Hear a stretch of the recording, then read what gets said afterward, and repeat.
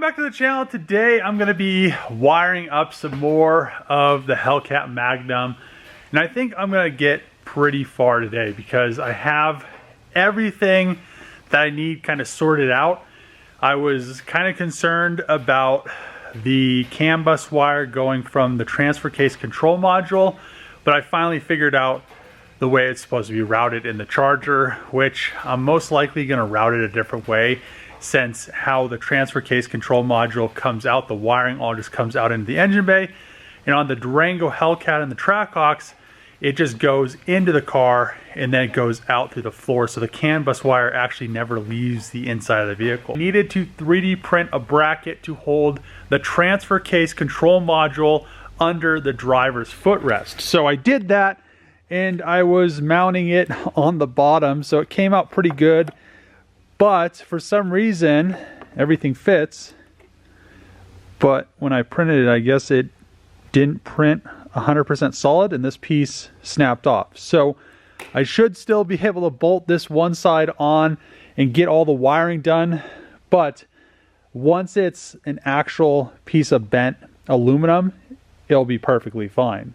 It was just kind of unfortunate this piece broke off. So I do have all of the transfer case wiring right here. I'm going to throw this in the car, and then a lot of the red wiring you see right there is going to go back to where the fuse box is going to be located.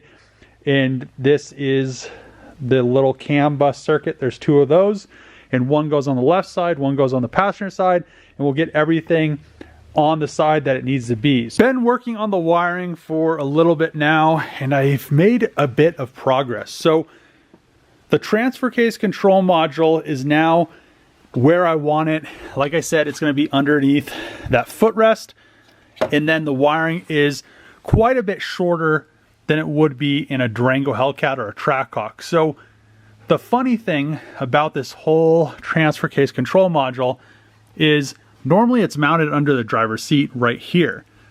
But for some reason, the Dodge engineers decided to have like all this wiring right here to make it go and exit on the passenger side. So instead of going right out to the transfer case, which is right next to it, it wraps around and then goes all the way to the passenger side, then goes out. So I should be able to shorten this harness about 6 feet or something close to that, which is pretty significant. It's gonna, all this is gonna add up in weight savings. Also, the wiring is gonna be shorter, which is gonna mean there's gonna be less faults, less chances of stuff faulting out. So I also was able to get all the wiring to the back for that transfer case control module and the electronic locker.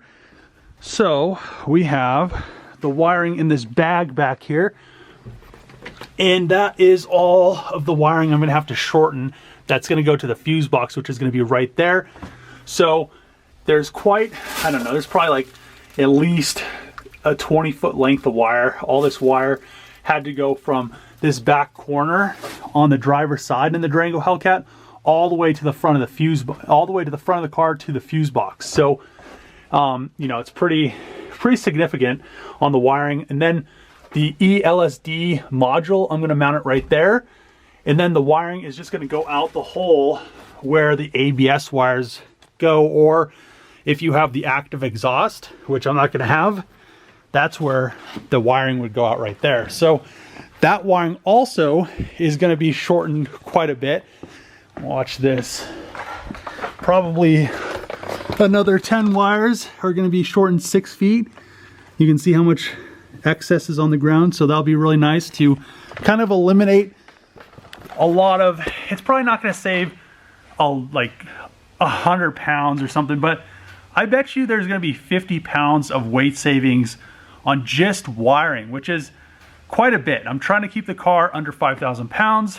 The less wiring, or the less lengths of wire and the less redundancies I have, the better on this project. So what I'm going to do is I'm going to wait to shorten all this stuff and connect all the fuse box until everything is finally in there.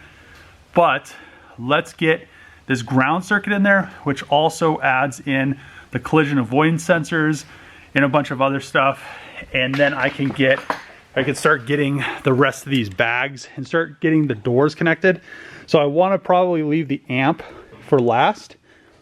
But this bag right here is all doors. So one other thing that I'm kind of concerned about is the CAN bus system.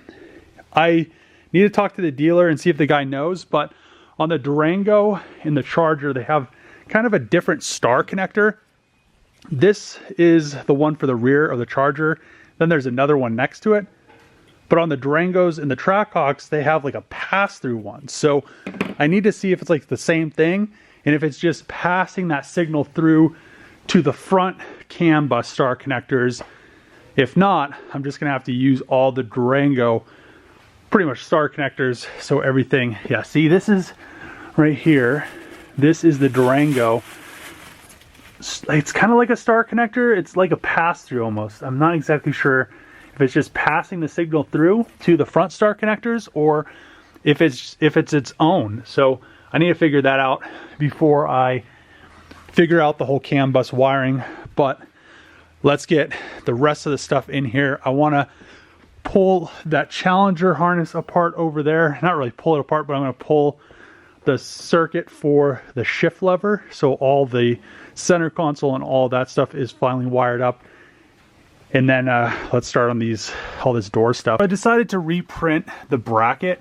So everything was going to be in there. And now it's a solid piece and everything fits perfectly. So, and it also has quite a bit of misalignment built into this plastic piece. It actually has pretty large holes, as you can see. So what I'm going to end up doing is I've already ran the wiring. I'm just going to plug them into this module, put it in its location, and I think that will be on this end good to go. I don't know if this looks like any less of a rat's nest, but there is a lot less wiring.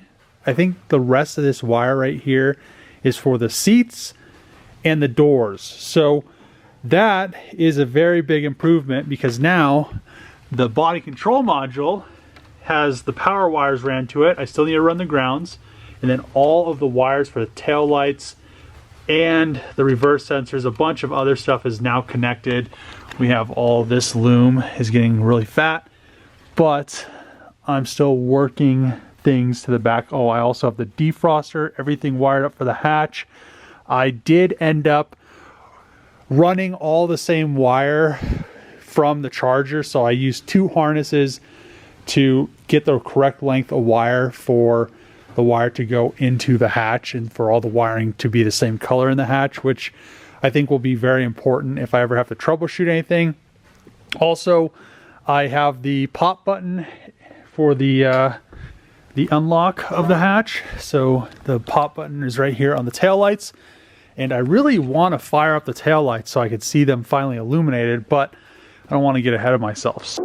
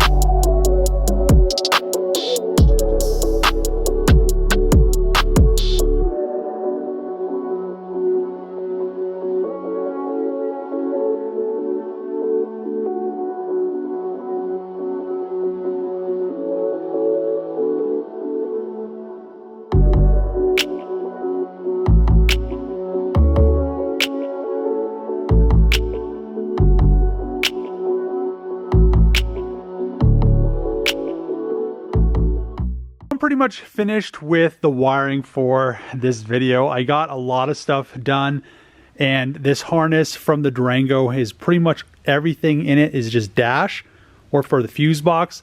I also ran all the wiring for the center console from the Challenger, so that's good. I have the Challenger center console harness right here, which I'm going to just rework a little bit. I think this is coming out really nice. Everything is really direct instead of being looped around a million times like Dodge has it. And then back here we have this whole harness.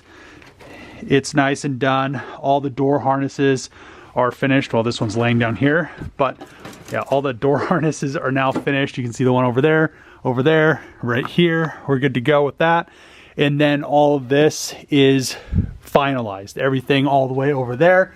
It's really hard to tell because of all the extra wire just kind of chilling in there for the seats and something else. The seats and something else. So I want to get rid of a lot of stuff in the seats because I'm not going to have power seats. I'm going to have heated and cooled seats, but I'm going to have manual ones to keep their weight down. Trying to shave as much weight out of this thing as I possibly can with keeping as many of the features as I possibly can. So I'm going to end the video here. If you like these videos, make sure to click the subscribe button, thumbs up, throw a comment below. As always, see you guys next time.